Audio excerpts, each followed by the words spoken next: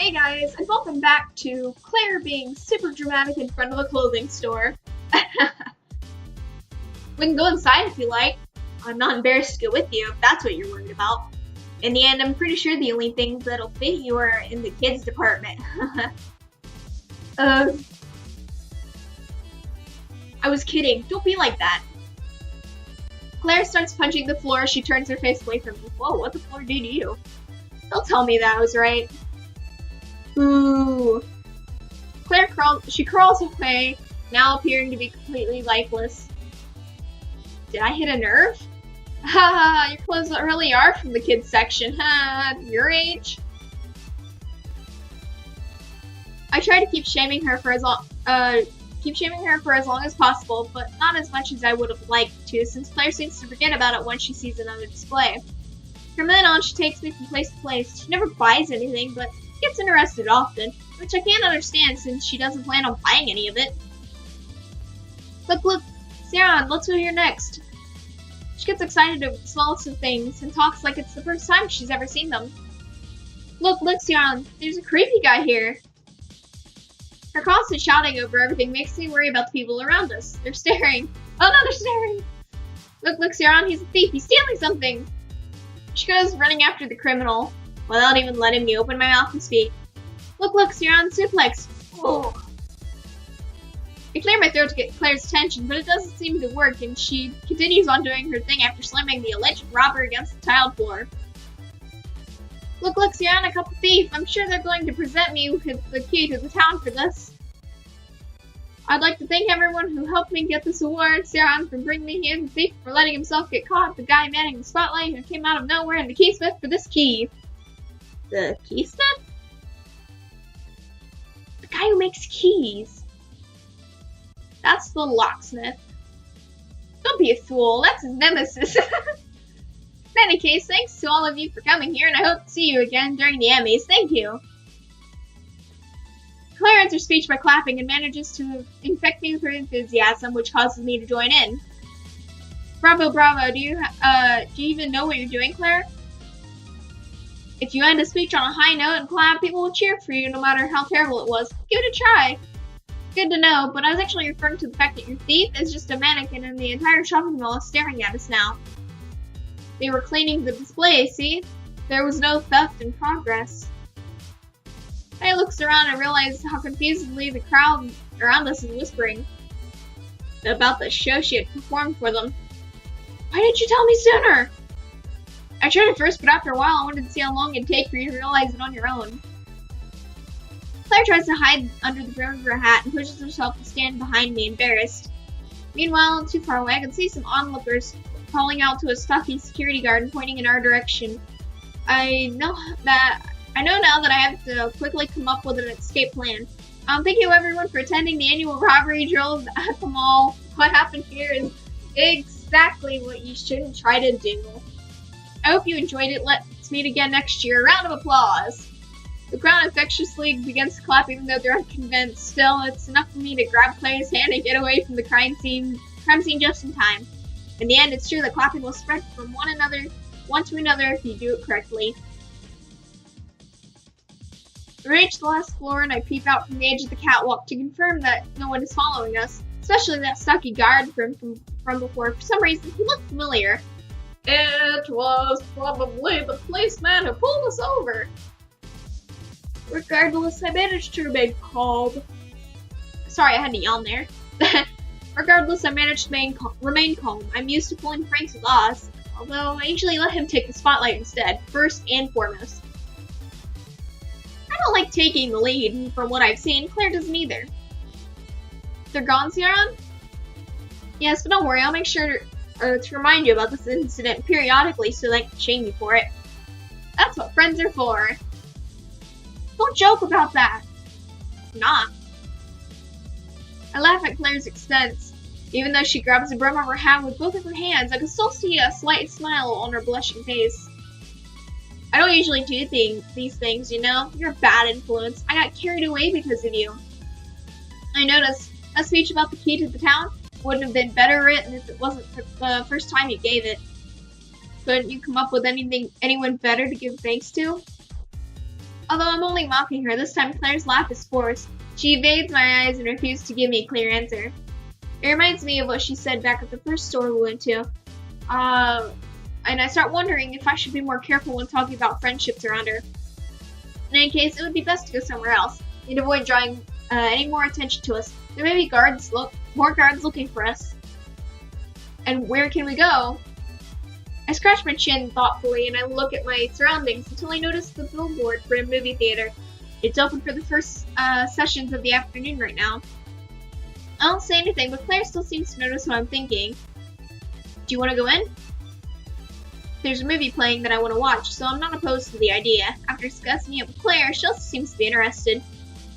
It's been in theaters for a while. It shouldn't be long before they take it out. If we want to watch it, it's now or never, but Claire's already buying the tickets before I can finish my sentence. I didn't tell her whether or not I wanted to go now, but she didn't seem to care.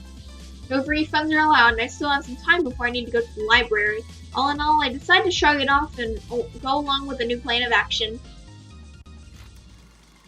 We arrive at the movie theater, find our seats, and the movie starts. I get the feeling that I missed something pretty simple. It takes me a while, but it's when the projector lights up on the screen that I realize what it is. No, there's nobody else in the theater. We're completely alone in this giant dark room. She and I. Looking at her, she doesn't give off any vibes of being bothered by the situation. I, however, can't stop thinking about it. First, I'm not stupid. I know what it means for a boy and a girl to be alone together in this kind of situation. It may only be because of Claire's unique, carefree, and direct personality that she's like this, but the memory of her confession from that time is still vivid in my mind. She dismissed the idea afterwards, and that made me believe that she was just kidding around, but that doesn't change the fact that it did happen. I admit that Claire's cute in her own way, and she even said that I'm not too bad myself. Wait, no, that was after saying that I'm ugly, I think. What's going on in this girl's head? Could I use this chance to, for example, hold hands with her? It's normal at the movies, right? Did she bring me here because of that? It's not like she looks up to the task and I don't have any reason to do it. Hey, Ciaran. I go up in surprise when Claire interrupts my train of thought, whispering with her lips hovered close to my ear. Now would be a good moment for you to feel me up. What? I jump up from my seat and run to the next room before Claire finishes talking. I try to slow my breathing and retrieve my heart, which should be lying on the floor somewhere, before returning to Claire and demand an explanation. What are you saying? Why do we need to go so fast? I mean, I was only thinking about holding hands at most. Seriously? I was just teasing you. But I guess I could show you that not everything I wear is from the kids section. Oh my god. I want to die. Have my body burned such that nothing of me remains. Do you want to hold hands anyways? Now that you suggest it.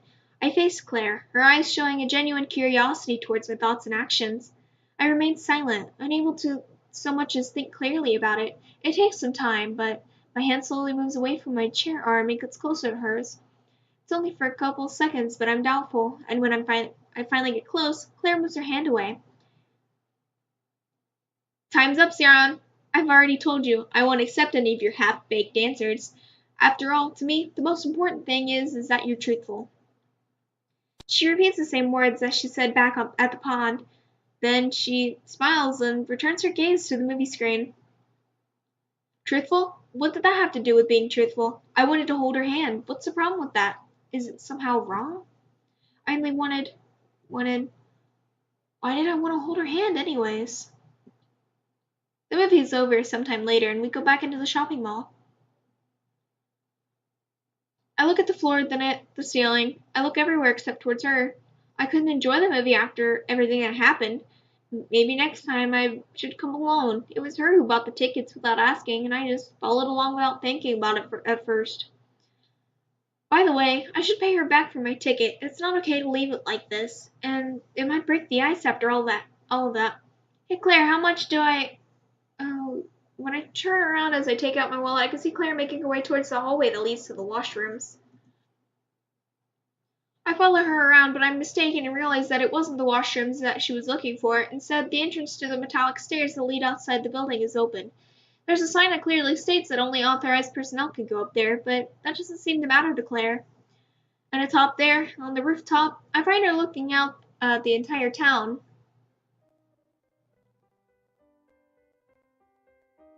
I go close to the edge by her side, questioning in a whisper why she would want to come up here. Claire, however, doesn't move. She lowers her head and holds her hat so that the wind doesn't blow it away, even though it looks like she herself could be stolen away by the wind at any moment.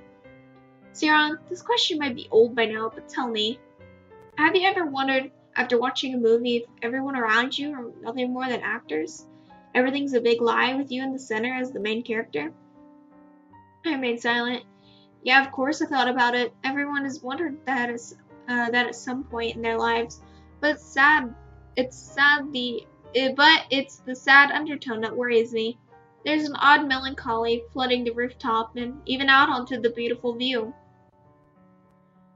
When this subject comes to light, everyone is always horrified, scared of being manipulated or deceived. I, on the other hand, think that life would be easier if it was all a farce.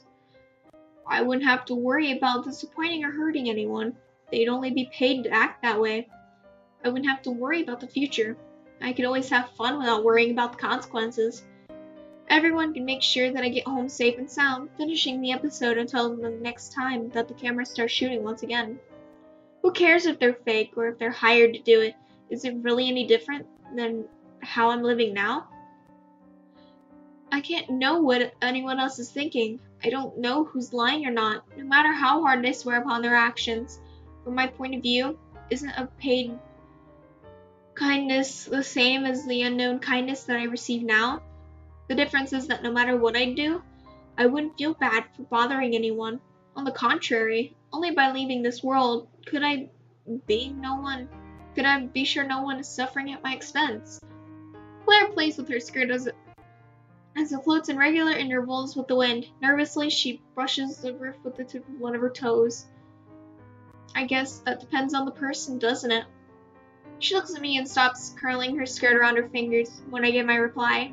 It depends because you could also make someone unhappy by not being close to them. Wouldn't it be a pity to distance yourself from someone, thinking you're hurting them, but it's actually the opposite? Claire answers with a bashful smile, looking back towards the town. And if no one can be happy with you, Ciaran. I lower my shoulders as I sigh before speaking. In that case, there's nothing you can do, but you should verify if it's true first, and along the way, you may even find someone who truly loves you for who you are. It's something that you can't really be sure of, no matter what, because there's always the responsibility that it really is all just a movie, like you said before. We can't change how others feel about us, but we can change how we ourselves feel. If we know something deep down, then does it actually matter whether or not it's an act? Claire's smile grows, eventually to the point that it evolves into laughter. She tries to cover her mouth with the palms of both of her hands. Her small body shrinks a little as she laughs, her clothes blowing in the wind on the rooftop from where I can see the entire world, making her seem more charming than ever before. Meanwhile, I must sound completely ridiculous after giving such a corny speech. What do you think, Ciaran? Is that enough of an answer for you? I doubt Claire's question. Answer? What is she talking about? It's true. Claire told me before we came here that she had an answer to my problems. I was wondering who sent those emails, the meaning hidden behind them, but that's something I will never know, because ultimately their motive is irrelevant. What really matters is what I've learned from all this. It may have started with those emails, but all of the decisions from then on were my own. It doesn't matter if it was due to anyone else that I went to one place or another. I couldn't have always ignored them and gone home instead. Isn't it more important to be truthful to my decisions and own them with pride? I understand now. This is what Claire wanted to say, but instead she decided to show me firsthand. Of course it is, Claire. Thank you for everything. She rests her arm on top of the border fence off the rooftop, shaking her head at me. No, Ciaran, thank you. I'm especially grateful for this moment, for this day. To tell you the truth, this is my first date in forever. I hope that you don't mind me bringing you here like this, without even asking.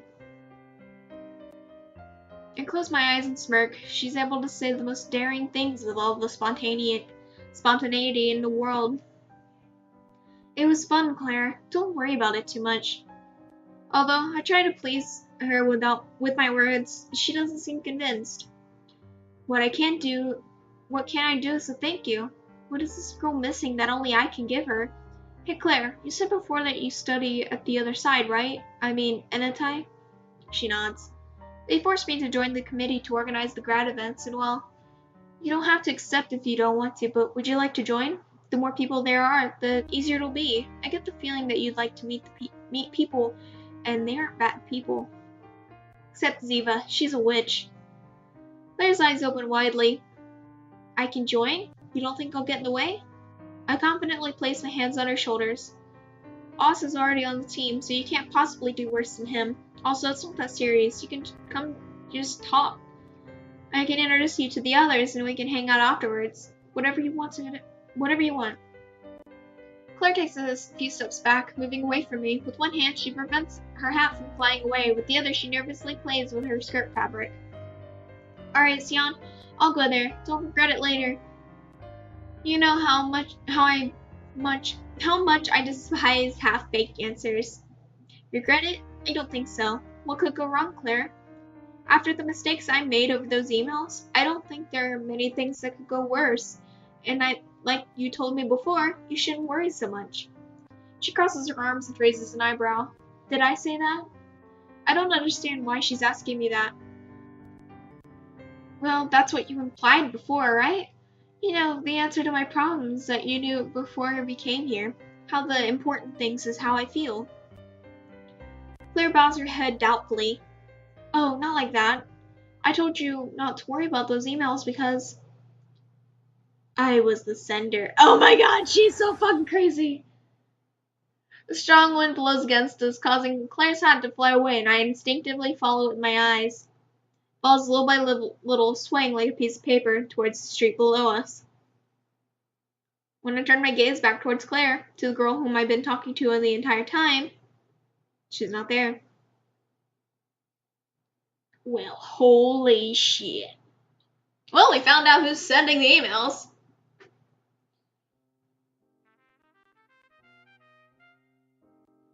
I already told you it's purposeful. Seriously? All those changes between right, left, black, white, tall, and short? I think you're just trying to look intelligent without a real clue as to what you're doing. It had to be contrasting. Why do you care about what I do or don't write? It's already been a while since our first meeting in the library again, and to no one's surprise, the last thing we are doing is getting work done. It's more like we're having an argument that will never end. And by argument, I mean that Luce is on the offensive towards me with the toughness and strictness of a court-martial. It's not like this is the kind of treatment matters to me anyways, and considering that my mind is distracted by other thoughts right now, you could say that I'm taking it in stride. It only manages to upset Luce, who continues sarcastically questioning me about everything that comes to her mind. She, of course, doesn't know anything about the emails or the sender, which she somehow helps me to forget about the outside world, as if this library is a bubble that's impervious to everything outside of it. And why is a wolf the main character? It's normal to have animals in fairy tales, but a wolf? Because I like wolves. Do you also have an issue with that? Not to mention that wolves have always been closely associated with the sun, moon, and all those things, so it's relevant.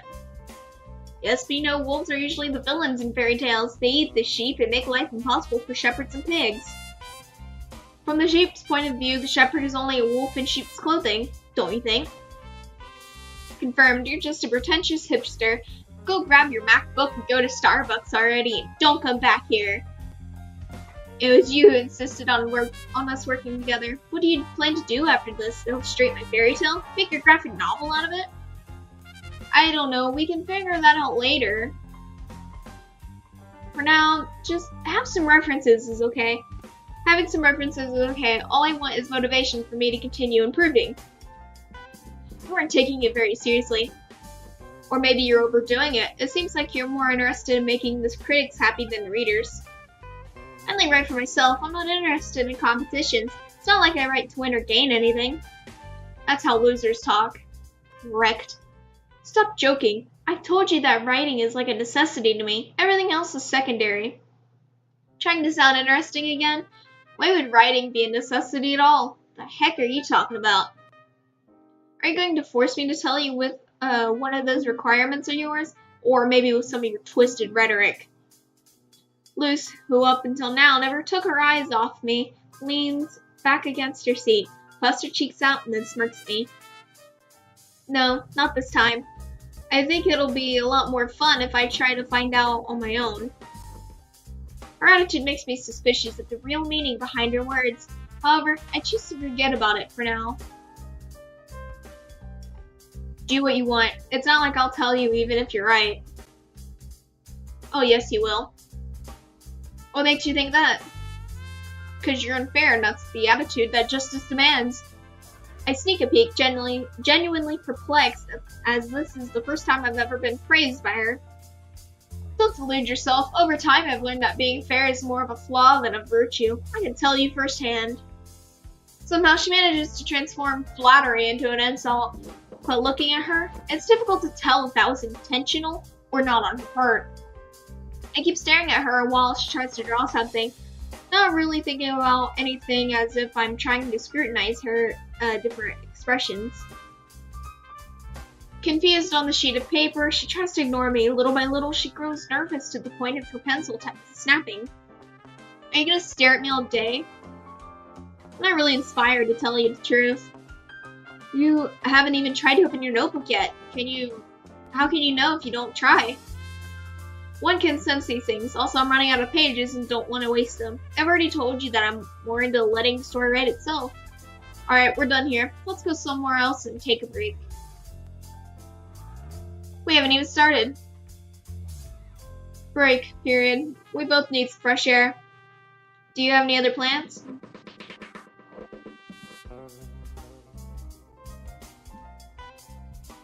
I don't share Luce's enthusiasm as she gets up as noisily as possible in the process, but when confronted by that question from her, I can't help but remember the mall and everything that happened before I got here. She seems to notice what I'm thinking, and interrogates me about it to the point that I am forced to talk about the movie I saw in such a way that distracts her from pressing me about my plans before the library. Did you watch the movie or not? Well, I can't really say watched. In theory, yes, but I can't honestly say it. Then let's go. I haven't watched it either. What? Come on, let's go. Let's go.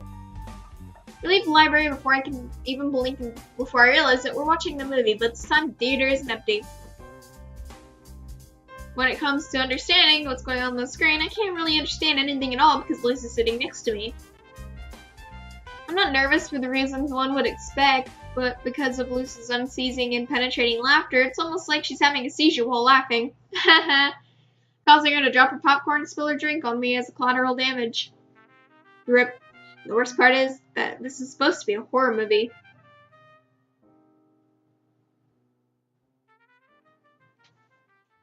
Well guys, I'm going to end it here. I hope you guys enjoyed the video so far, and don't forget to like, comment, and subscribe. Anyway, love you guys, stay kawaii, and have fun out there.